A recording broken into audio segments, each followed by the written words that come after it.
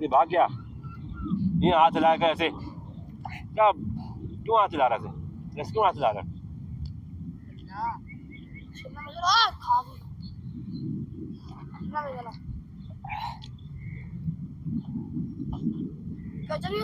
इसके अंदर चूंटी भरी है। बस एक पीस हो गया, बस सही है, काफी है। शिमला मिर्च डाल दो। खा ले कुछ नहीं होता, खा ले कुछ नहीं होता। गंदा है। प्याज डाल प्याज। अच्छा है, आगे सारा मूड खराब हो जाता है। प्याज ले लो, प्याज अच्छा तो है। ये पैर साफ करें,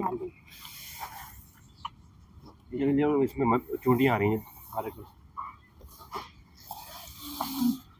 खाते जाइए, चूंटियां आ रही हैं, फिर अंदर घुसेंगी।